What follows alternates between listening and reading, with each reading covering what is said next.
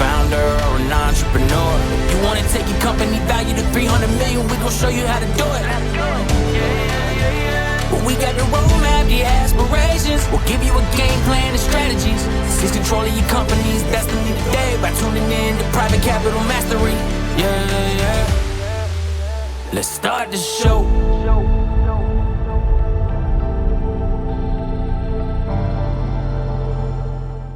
Welcome back to the Private Capital Mastery Podcast. I'm your host, Brian Franco, and today I'm joined by Alex Minicucci with Relentless Venture Studios. We're going to talk about what it is to be a venture studio and how Alex got to this stage, into this place in his journey, and what all that means to you. So Alex, thanks for joining us. Thanks for being on the show. Appreciate your time. Yeah, thanks, Brian. Thanks for having me. Yeah, of course. So, Venture Studio. This is a newly branded name over the last few years. Before, you really didn't have a name or a classification in the cap stack of what's available out there in terms of capital, right? Yeah, exactly right. When I started Relentless in 2018, we really didn't see any other companies calling themselves venture studios. Yeah. So it was kind of unique, kind of a hybrid model that was trying to carve out our niche in the space. Now you see more of them, but 5 years ago, it didn't really exist. Yeah. So if you're speaking to the 8-year-old version of Brian Franco, how would you describe it? How would you distill what is a venture studio? I would really break it down to supporting an entrepreneurial type business with cash and effort. So instead of just writing a check to somebody who's trying to build a business, they really need mentorship. But one of the things we saw was that mentorship was too fractional, too incremental. We see a lot of incubators that have their coffee talk Wednesday or something like that, when really you need full help, full integration, to go the way the entire step of the process. And that was what we wanted to endeavor was really taking an active step in working and helping that company grow, as opposed to just little breadcrumbs of help along the way. So in sports terms, you are the coach, not the referee. Yeah, that's a good way to put it. Right? Absolutely, yeah. And I think that will resonate with people because, yes, there's advisors and they tell you, oh, this is what you did wrong, you did that wrong, you did that okay, but it's already happened. It's too late, right? Absolutely. And you waste time in that situation. And when you think of venture studios, you think of the different flavors of capital that's out there in the private capital markets. We have private equity that has certain focus and emphasis. We have family offices that can make independent investments, or they can invest as an LP under a private equity group. You have, there's debt instruments and tremendous amount of debt investors out there as well.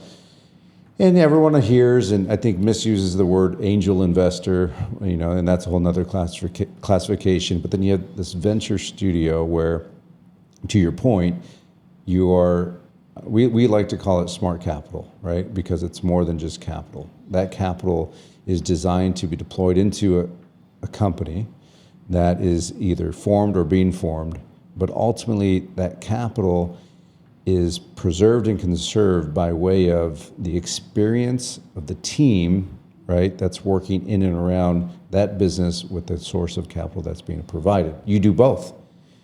We do both. You Absolutely. provide the capital, you provide the playbook. So what's the typical playbook of your studio, and maybe even give us a case study of investments you made, and how they benefited by partnering with you? Well, I'll start with the catalyst for the model that we built. I am a founding member of an incubator in San Luis Obispo, California, called the Center for Innovation and Entrepreneurship. That's right. And there are like 30 teams, 30 startups in this one incubator. And as a founding member, I go in and mentor once or twice a month. I remember walking down the hall and asking each of these groups, what do you need? And they said, well, I need money, I need engineers and salespeople. And I go to the next group, what do you need? Money, engineers, salespeople. And I said, if you guys work together a little bit, I think you would be able to solve more problems. But each one of these groups was doing the exact same thing incrementally, individually. And I said, what if we banded together and did something better? Yeah. What if you raised a bigger chunk of money and split it amongst yourselves? What if you had a team of engineers and shared it? Yeah. And of course, as individual companies, it's not natural to them. But I thought that could be a model that I employed to create some economies of scale. Which is a huge part of it, and bring people that have that talent and experience to impart that wisdom in an ongoing capacity as opposed to, as you said earlier, an individual advisory capacity. Yeah. So that was really the kind of the aha moment of, how can I help an early stage company in a way that really truly ensures their success. Not that there's anything wrong with the incubator model, but it's just a different mindset and a different level of engagement. So we looked at it and said, when we found most companies that we were interested in engaging and supporting, when we asked, what do you need? And they say, money, salespeople, and engineers. I said, great. Well, I've got a great engineering team, and everything from CTO down. Yeah. So how about you use my team, who's ready to go tomorrow? Yeah. And you don't have to raise money and then go hunt for a CTO, try to organize this team, hire, fire, just give us the work. Yeah. And so let's take that part of your raise off the table. That's smart. And then we say, well, now we need sales. Yeah. Well, you're going to try to find a good CRO, sales manager. Managing salespeople are hard. So how about you use my sales team, and we'll skip the raising money part, go right to that part, and so now I can build out and create real economies of scale, and provide these services to these companies that need it. And then we get down to the little bit of capital they need that's really specific to them, right? Some salaries for key people, hard costs on offices and things like that. So things, so now instead of needing to raise $2 million, they need $300,000, and for the rest of it, they've got a team ready to go tomorrow that's already gelled and already knows how to work. I love that. I love that because, when you're raising capital for a business, that capital is then redeemed for talent, and that talent, to your point, is typically has to be hunted for. It's not sitting there and waiting, right? The market moves every day. So you go and you hire that talent, and the risk there is, from at least an investor standpoint, is, you're writing a check into an investment, but, at that stage and at those stages of those companies, you want to know that the team's there. Your team's ready, they work together, they're not going to fight, they're going to problem solve, they're going to win together, right? Because there's plenty of teams that have been formulated that have lost together, right? But it doesn't make any sense from an investment standpoint to write a check, to redeem those checks for paid checks for people that they don't know if they could work together or not. There's a huge amount of risk. Huge amount of risk. And I never really thought about it until that moment at that incubator, where spending money is even riskier than raising the money. Sure. I mean, you've got a lot of guys where they have their skill set, whatever widget they're trying to build. They're usually, I'm in the tech business, they're usually technical guys, and so trying to hire and manage a sales rep or salespeople can be just a futile waste of time and money.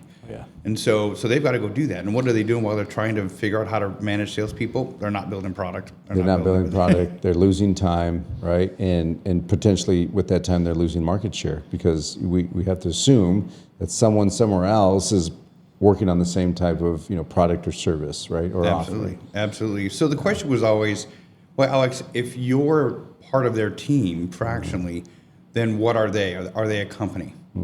And that's kind of a philosophical issue. Yeah. And I look at it and say, well, 9 out of 10 of these startups are failing. We all know the stats on that. So we're not doing anybody any service by watching them flail around and trying to figure out how to gel together while they're working part-time jobs. I mean, there's no honor in making a mess of things. So let's get to where we've proven product market fit. Let's get them through that ceiling of building some real revenue, and then they can incrementally build out their team. Their goal is to not need us eventually. Yes. But in the early stage, I mean, let's prove the product. Yeah. Let's prove the client journey. Let's prove retention, and let's prove KPIs. Yes. And then bring your CTO in and we'll hand it off. And we've already got everything kind of gelled. And bring your CRO in and we'll hand it off. We don't want to be there forever. Yeah. But certainly for the first few million in revenue, let us supplement that and help you get there, because a lot of these companies never get there. Yeah. When you have the playbook and you can apply that playbook to the investment, right? I mean, you are collapsing time for all stakeholders involved, including yourself.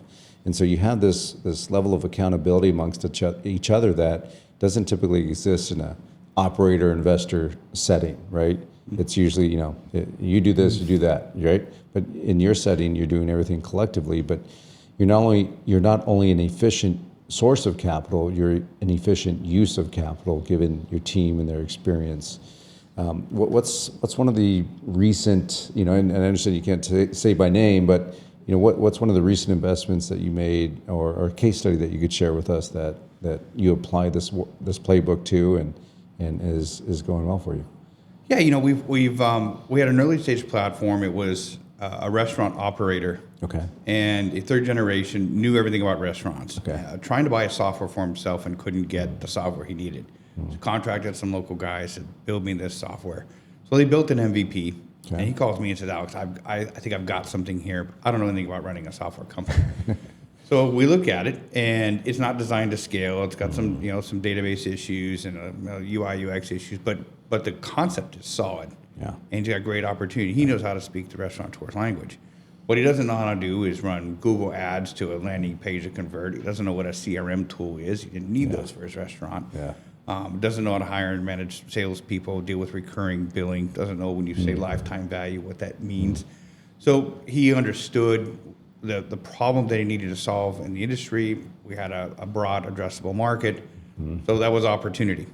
So what he was looking for was to take this opportunity, but he didn't want to have to figure out every aspect from an MVP to trying to sell this thing for 20 million. Yeah. So he went to a guy who's done it before. Yes. So first thing we did is I always like to start with reverse engineering the exit. So I said, so if we're going to sell this thing someday for 20 or 30 million, who are we going to sell it to? And we actually made a list of targets. And we went and talked to some of those targets.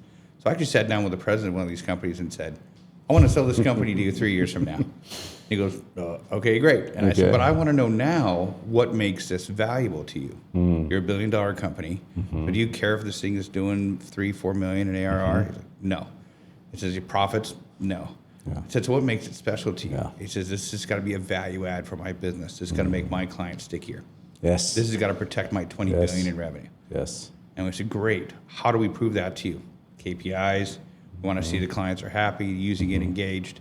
So when we get to so many clients and show some engagement, you're ready to write a check? He says, 100%. I said, great. I said, do I have your permission to check in with you every quarter and give you an update? Yeah. He said, please. And that was how we started the relationship. So that was something I brought to the table to help define what the roadmap to an exit was, right? Yeah. Then from there, I can hand the platform over to my CTO. All right, do your tune-up. Yep. So instantly, and this wasn't trying to raise money for a year and all that, but tomorrow, let's go in and start looking at DevOps side. How can we scale this thing, build it out? So we do some tune-ups. We do a little bit of database rewriting. Okay. We put the QA team through it, fix a few bugs. I put the front-end designers on building a new website, clean it up, make sure we got a clean call to action, put some decks together, and then we start building an outbound plan. I mean, this is happening in weeks. Really? And so, I mean, from initial engagement to we're ready to go sell it, I mean, we're talking 6 to 8 weeks. I mean, it's entire sales plan and everything. Yeah, and if I could jump in, I mean, that sounds impressive, right? And as you look at a plane flying in the sky, it's hard to tell how fast it's going because you have no point of reference. But give us a point of reference. Comparatively, what you're able to do in 2 weeks, what do you think it would have taken those founders or those businesses to do on their own? Well, assuming they had the capital. Yes, assuming they had the capital. Assuming they had the capital, I would say, I mean, it could be 4 to 6 months. I mean, Okay. I've seen where it just takes time because Wow.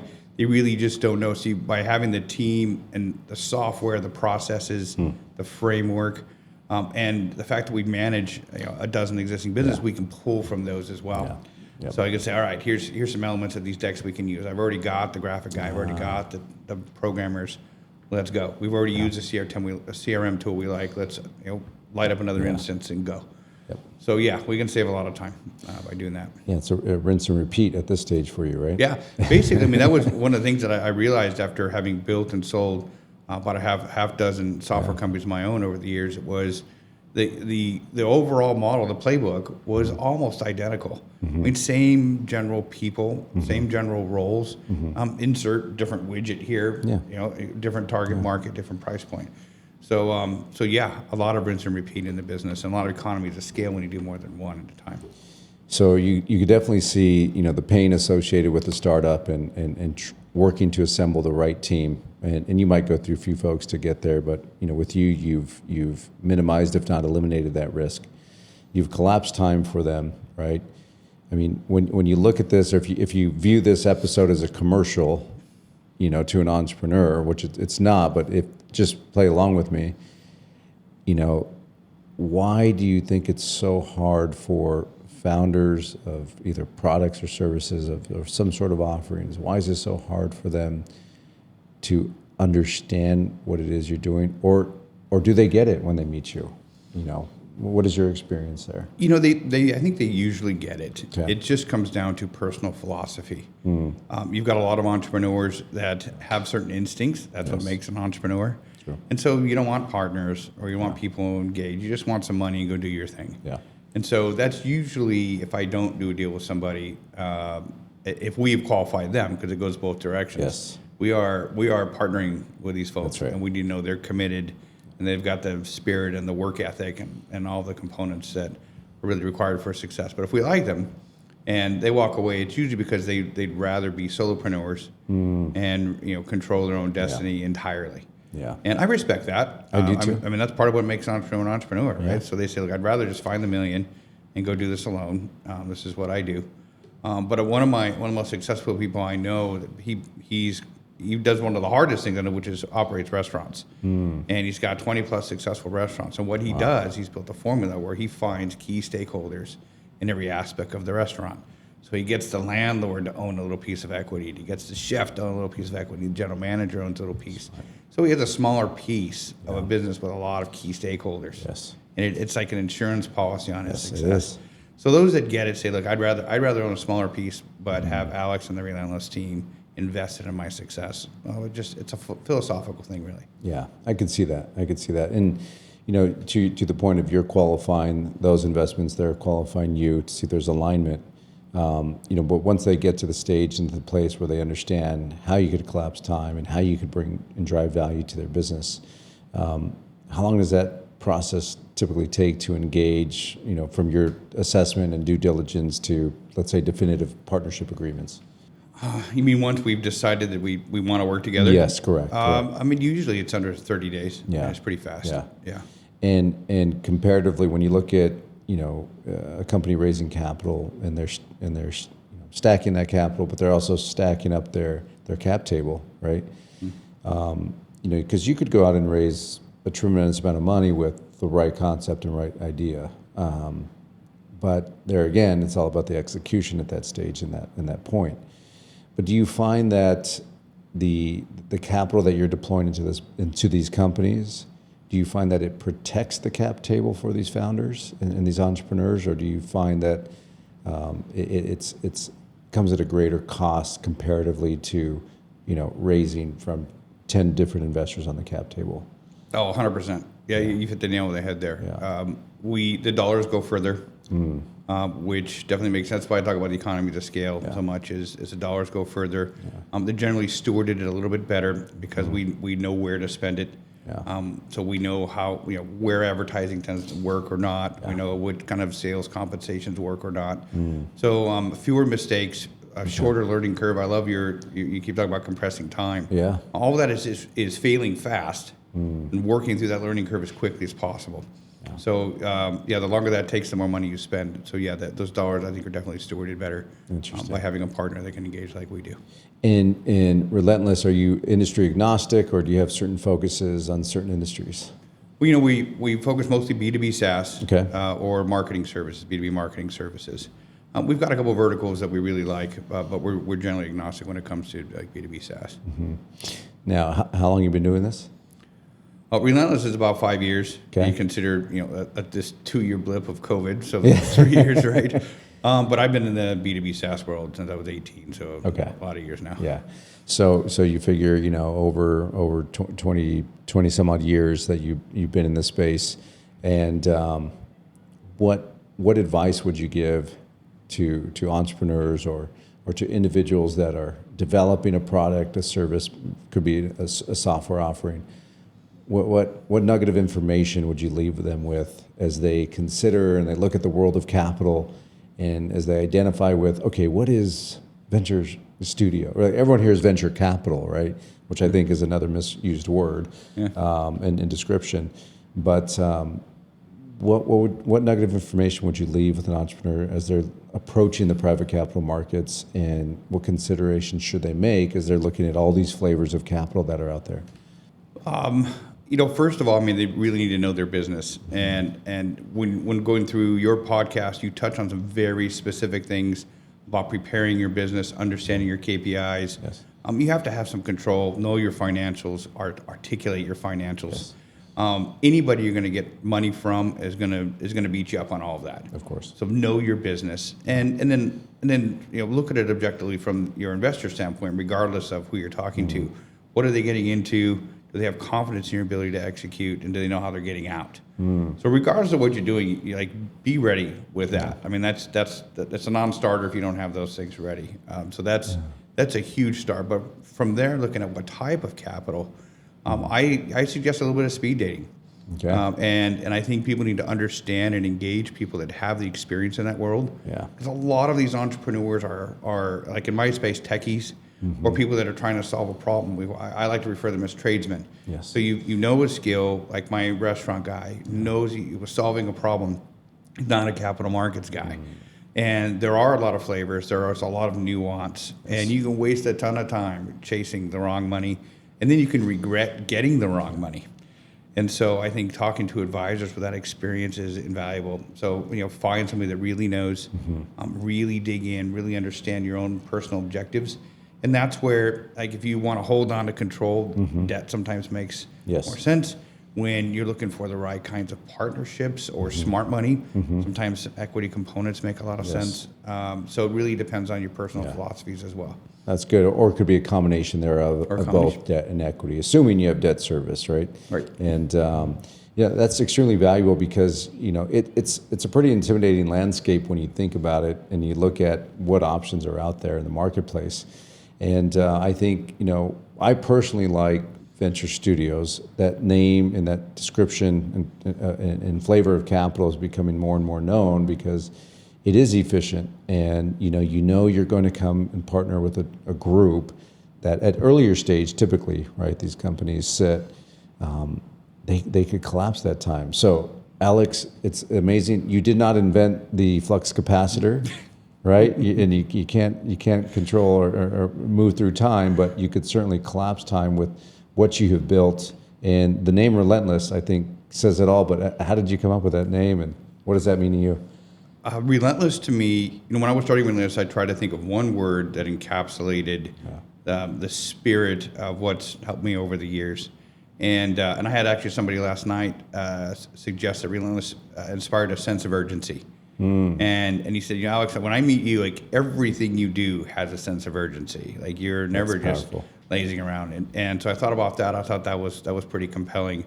And so from an early age to every day now, everything has a sense of urgency. If somebody asks me when it needs to be done, it's always yesterday. Yesterday. Yeah. And so there are certain people that live like that. Yeah. So the other component of relentlessness is understanding there are going to be challenges and having that perseverance, emotional perseverance to go through the ups and downs of being an entrepreneur, because you're going to have them.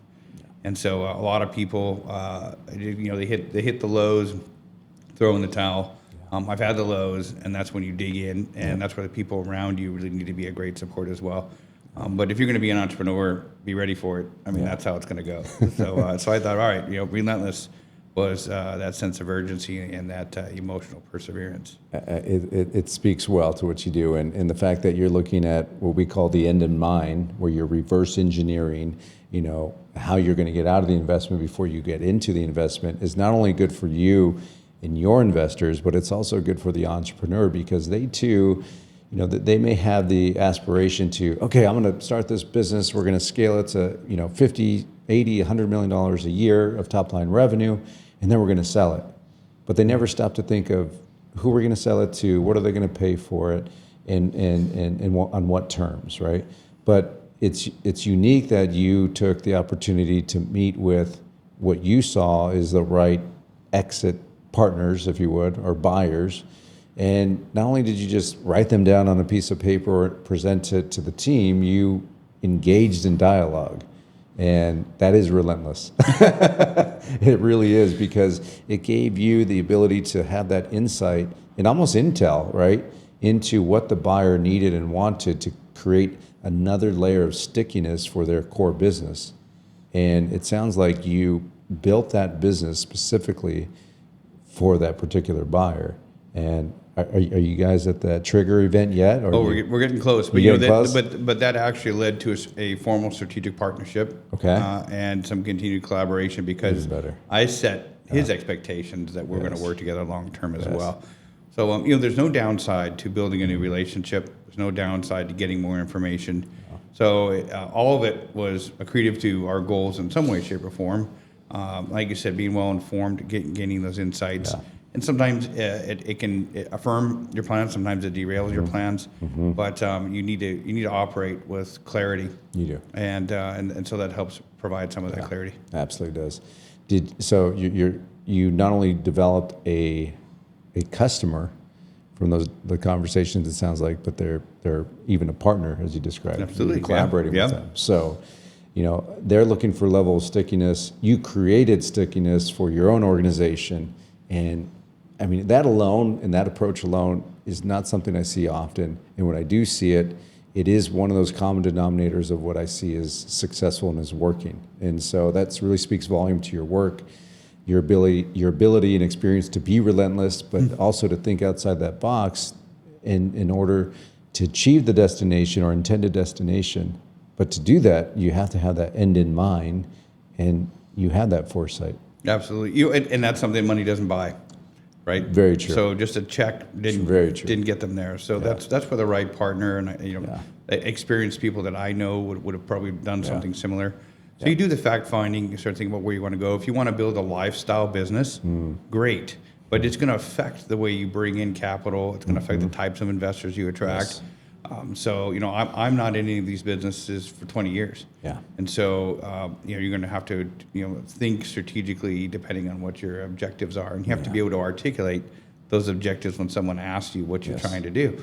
So the thought process just helps kind of create that framework. Yeah. And with the KPIs and the measurements that you're creating and making within the organization become crucial to that due diligence process to validate the investment or potential acquisition of your platform company, so that you can actually give them the ability, the buyer or the investor in that situation, the ability to execute and consummate the deal. Yep. So Absolutely. keep me in the loop, keep me up to date on that, because I think you are on the right path to success with that investment. You have the right partner, the right buyer at the end of that road, and that's very exciting. So, Alex, I really appreciate you spending the time with us on the Private Capital Mastery, and would, like I said, love to have you back again. Love to talk about other case studies and opportunities that you're working on. But if there's an opportunity for folks to reach out to you, how would they go about that? And of course, we'll provide your link and your data and contact information. But what does that interaction look like?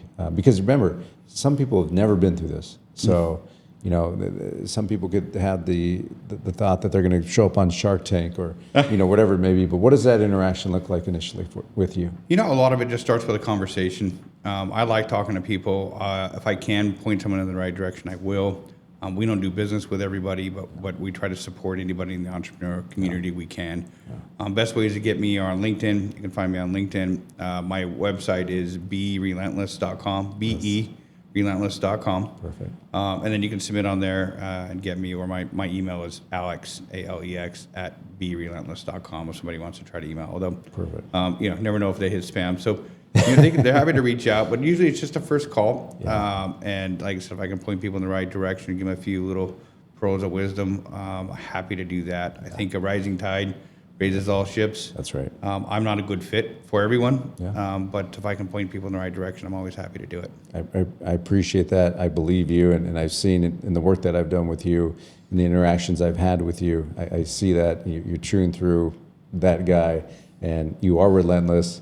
And I really do appreciate the time that you come on this show. You traveled in. Thank you. The weather's not as good as it usually is, but it's holding up at least until tomorrow. I don't think I'm going to complain about what we've got here today. Very true. Well, Alex, thanks again for joining the Private Capital Mastery podcast, and thank you for joining this episode. I hope it was thought-provoking and valuable for you to get these nuggets and receive these nuggets of information and knowledge and experience. Over 20 years is what Alex represents, and there is a lot of knowledge in this man, and there's a lot of experience of not only what to do, but what not to do. And so if you found that valuable, and if you want to reach out to Alex, I encourage you to do so. Otherwise, we definitely look forward to seeing you on the next episode of the Private Capital Mastery Podcast. I'm Brian Franco, and we'll see you soon.